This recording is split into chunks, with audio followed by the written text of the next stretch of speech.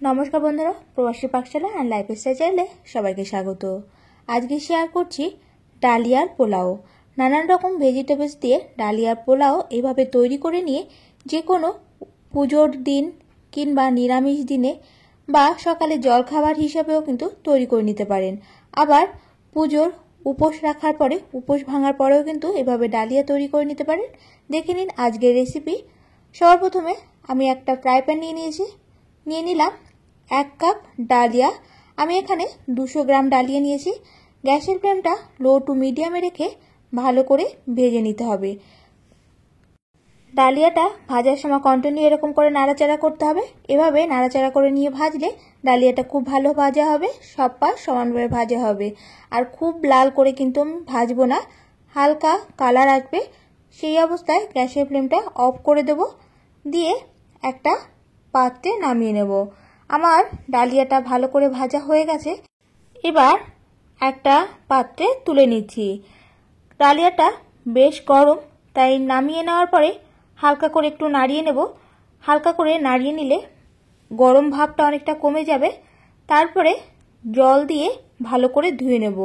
ডালিয়াটা প্রায় 2 থেকে 3 বার জল পাল্টে ধুয়ে রেখে দেব। তবে জল দিয়ে ভেজানোর প্রয়োজন নেই। জলটা দেওয়ার পরে দেখেই বুঝতে পারছেন অনেকটা কিন্তু ময়লা বেরিয়ে এসছে। আর এভাবে খুব ভালো করে কিন্তু ডালিয়াটা ধুয়ে নিতে হবে। আর ডালিয়াটা ধোয়া হয়ে গেছে, এবার আমি রেখে দিচ্ছি। এবার ভেজিটেবলসগুলো ভেজে নেওয়ার পালা। তার জন্য দেখে নিন কি কি ভেজিটেবলস আমি নিয়েছি। আমি এখানে ভেজিটেবলসগুলো আগের থেকেই কেটে নিয়েছি ফুলকপি, গাজর, বিনস, আলু, ক্যাপসিকাম সবই একই রকম করে কেটে নিয়েছি। এবার ভেজে নেওয়ার পালা। তাই জন্য একটা ফ্রাই প্যান গরম করে নিয়েছি। গ্যাসের ফ্লেমটা মিডিয়াম টু হাইতে রেখে ফ্রাই প্যানটা গরম করে দিয়ে দিলাম পরিমাণ মতো তেল। আমি এখানে সাদা তেল দিয়েছি। যদি আপনারা পুজো পারপাসে বা একাদশীর দিন তৈরি করে থাকেন, সাদা তেলেও তৈরি করতে পারেন কিংবা ঘিতেও কিন্তু তৈরি করতে পারেন। তেলটা গরম হয়ে যাওয়ার পরে লবণ দিয়ে দিলাম। এবার দিয়ে দিচ্ছি কেটে রাখা ফুলকপি ধোয়ার পরে অনেকটা জল থাকে ফুলকপির ভিতরে। আর ফুলকপিটা ভাজার আগে তেলের মধ্যে এরকম করে একটু লবণ দিলে ফুলকপিটা থেকে জলটা ছিটবে না, আর ফুলকপিটা কিন্তু খুব ভালো করে ভাজা হয়ে যাবে। ফুলকপিটা নাড়াচাড়া করে লাল লাল করে ভেজে নেব। সব কটা ফুলকপি আমার ভাজা হয়ে গেছে, এবার তুলে নিচ্ছি। এভাবে ফুলকপিটা আলাদা করে ভেজে নিলে ডালিয়ার পোলাওটা তৈরি করলে ফুলকপিটার খুব ভালো একটা গন্ধ ছাড়বে। এবার এই তেলের মধ্যেই দিয়ে দিচ্ছি 1 টিস্পুন ঘি।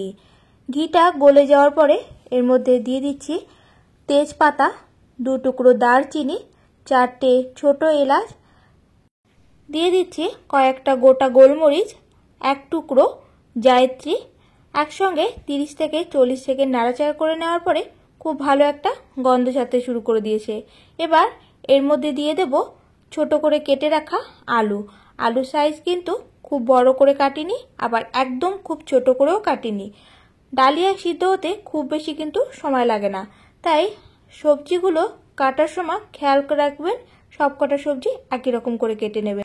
দিয়ে দিলাম গাজর। আলু আর গাজর 1 মিনিট মতো নাড়াচাড়া করে ভেজে নিতে হবে। আলু আর গাজর সিদ্ধ হওয়ার সময় কিন্তু একই, তাই আমি আলু আর গাজর একসঙ্গে দিয়েছি। 1 মিনিট মতো নাড়াচাড়া করে ভেজে নেওয়ার পরে দিয়ে দিলাম ছোট করে কেটে রাখা বিনসটা দিয়েও আবারও নাড়াচাড়া করে একটু ভেজে নিচ্ছি। এভাবে নাড়াচাড়া করে ভেজে নেওয়ার পরে দিয়ে দিচ্ছি কিছুটা কাজু বাদাম আর কিছুটা কিশমিশ। কাজু আর কিশমিশের পরিমাণটা আপনারা বুঝে দেবেন। কাজু আর কিশমিশটা যদি পছন্দ হয় আগেও কিন্তু ভেজে দিতে পারেন, আবার এরকম করে সবজির সঙ্গে ভেজেও কিন্তু দিতে পারেন। স্বাদ কিন্তু একই রকমই হবে, কারণ সবজিটা ভাজা হতে বেশটা টাইম লাগবে। সবজিটা ভাজা হয়ে যাওয়ার পরে দিয়ে দিচ্ছি ছোট করে কেটে রাখা ক্যাপসিকামটা সবার পরের দিকে দেবেন। আগের দিকে দিলে ক্যাপসিকামটা যে ক্রাঞ্চিনেসটা সেটা থাকবে না আর নরম হয়ে যাবে, মুখে দিলে খুব বেশি ভালো লাগবে না, তাই পরের দিকে দেওয়ার চেষ্টা করবেন। দিয়ে দিলাম ভেজে রাখা ফুলকপিটা দিয়ে আবারও নাড়াচাড়া করে মিশিয়ে নিচ্ছি। এবার এর মধ্যে ডালিয়াটা দিয়ে দেব। ডালিয়াটা দেওয়ার আগে দেখে নিন ডালিয়াটা ধুয়ে রেখে দেওয়ার পরে কতটা ফুলে গেছে। ডালিয়া কিন্তু সিদ্ধ হতে বেশি সময় লাগবে না, দেখে নিন আর কেমন ঝরঝরে হয়ে গেছে। এবার সবজির মধ্যে ডালিয়াটা দিয়ে দেব। সবজির মধ্যে সম্পূর্ণ ডালিয়াটা দিয়ে 1 থেকে 2 মিনিট নাড়াচাড়া করে ভেজে নিতে হবে। সবজির সঙ্গে খুব ভালো করে মিশিয়ে নেব আর নাড়াচাড়া করে ভেজে নেব। সমস্ত সবজির সঙ্গে ডালিয়াটা অবশ্যই 1 থেকে 2 মিনিট ভালো করে ভেজে নেবেন, তাহলে ডালিয়াটা খুব ভালো ঝরঝরে তৈরি হয়ে যাবে। আমি যেভাবে ডালিয়াটা তৈরি করেছি খুব সুন্দর ঝরঝরে ডালিয়ার পোলাওটা তৈরি হয়েছে। কোয়ান্টিটিটা অবশ্যই খেয়াল রাখবেন। এভাবে তৈরি করলে আপনাদের কিন্তু ডালিয়াটা একদম পারফেক্ট ঝরঝরে ডালিয়া পোলাও তৈরি হবে। অবশ্যই দেখে নিশ্চয়ই বুঝতে পারছেন। এবার জল দিয়ে দেব। আমি এখানে 1 কাপ ডালিয়া নিয়েছি, তার জন্য 2 কাপ জল দিয়ে দিলাম। ডালিয়াটা যেহেতু আগেই জল দিয়ে ভেজানো ছিল, আগের থেকেই ডালিয়াটা অনেকটা ফুলে গেছে, তাই জলের পরিমাণটা কিন্তু খুব বেশি দেওয়ার প্রয়োজন নেই। আবার সবজির মধ্যেও কিন্তু অনেকটা জল আছে। ভালো করে মিশিয়ে নিয়েছি। এবার দিয়ে দেব 1 টেবিল স্পুন লবণ। আমি কিন্তু সবজিটা যখন ফ্রাই করেছি কোনো লবণ দেইনি।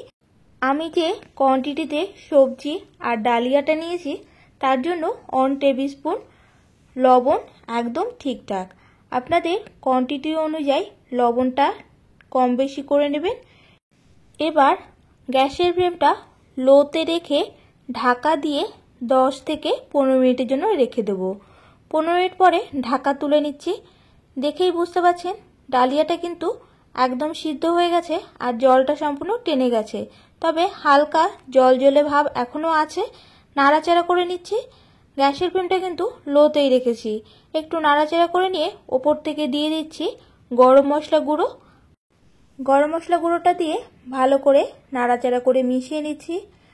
নাড়াচাড়া করে মিশিয়ে এক জায়গায় এরকম মন্ড মতো তৈরি করে নিয়ে দিয়ে দেব 4টে চেরা কাঁচা লঙ্কা। কাঁচা লঙ্কাটা সবার পরে দেব। লঙ্কাটা দিয়ে হাত দিয়ে এরকম ঠিক চেপে চেপে দিয়ে দিচ্ছি। চেপে ঢাকা দিয়ে 5 মিনিটের জন্য রেখে দেবো। আর এভাবে 5 মিনিট রেখে দিলে কিন্তু ডালিয়ার পোলাওটা একদম রেডি হয়ে যাবে। আজকের রেসিপি কেমন লাগলো অবশ্যই জানাবেন। রেসিপি ভালো লেগে থাকলে চ্যানেলটা সাবস্ক্রাইব করে দেবেন। পাশে থাকা বেল আইকনটি প্রেস করবেন, রান্নার নতুন নতুন নোটিফিকেশন সবার আগে আপনাদের কাছে পৌঁছে যাবে। 5 মিনিট পরে ঢাকা তুলে নিয়েছি। দেখে নিন ডালিয়াটা কত সুন্দর ঝরঝরেভাবে তৈরি হয়ে গেছে। এবার গরম গরম ডালিয়ার পোলাও সার্ভ করুন। আশা করি আপনাদের রেসিপি ভালো লেগেছে। রেসিপি ভালো লেগে থাকলে ভিডিওটিতে একটি লাইক করে দেবেন, কমেন্টস করবেন, বন্ধুদের মধ্যে শেয়ার করবেন। সবাই ভালো থাকবেন, সুস্থ থাকবেন।